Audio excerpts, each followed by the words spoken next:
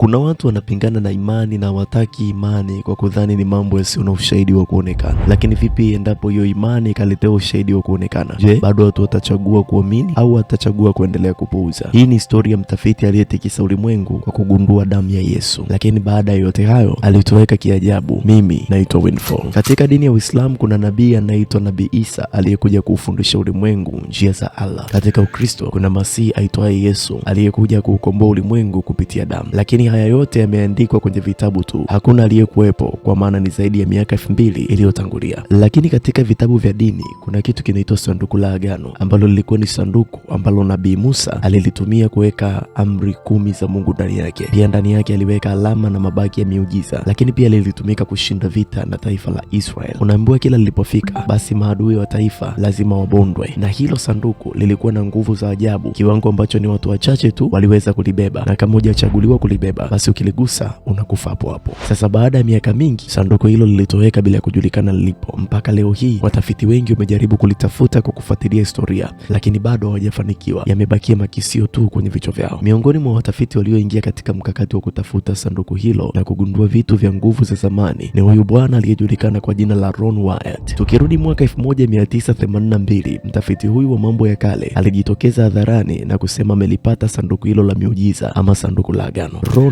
alidai kwamba alipata maono, ambao maono hayo yalimuongoza kiramani mpaka lilipokuwa sanduku la agano, na wakati wote huo alihakikisha anarekodi mkanda mzima wa tukio hilo kuanzia mwanzo mpaka mwisho wa safari yake. Alifanya hivyo kama sehemu ya kuweka uthibitisho wa utafiti huo kwa jamii. Basi bwana, mkanda wake alionyesha sanduku lenye muonekano wa maelezo kama lile la Nabii Musa, na juu ya sanduku hilo aliona kitu cheusi kilichoonekana kama tone la kimiminika kilichokaa kwa muda mrefu sana. Ron akachukua sampo ya kimiminika hicho na kwenda nacho katika maabara huko Israel. Baada ya kuchunguza sampo hiyo aligundua ilikuwa ni damu, lakini damu hii ilikuwa ya ajabu kidogo. Damu hii ilikuwa na kromosomu 24 peke yake, wakati kwa kawaida damu inakuwa na kromosomu 46 kama tulivyosoma darasa la 4 pale kwenye science, ambapo uchambuzi wake unakuwa hivi: kromosomu 23 zinatoka kwa mama na kromosomu 23 zinatoka kwa baba, ambazo jumla zinakuwa 46 kwenda kwa mtoto. Baada ya kuendelea kuchunguza akagundua kromosomu 23 kwenye damu hiyo zinaonekana za mwanadamu, tena mwanamke, na moja iliyosalia haikujulikana ni ya kiumbe gani. Hiyo ikampelekea hoja ya kujenga kwamba ilikuwa mchanganyiko wa mtu aliyezaliwa na mama tu bila ya kuwa na baba, na kama haikutosha aligundua kwamba damu hiyo ina umri wa miaka 2000 iliyotangulia,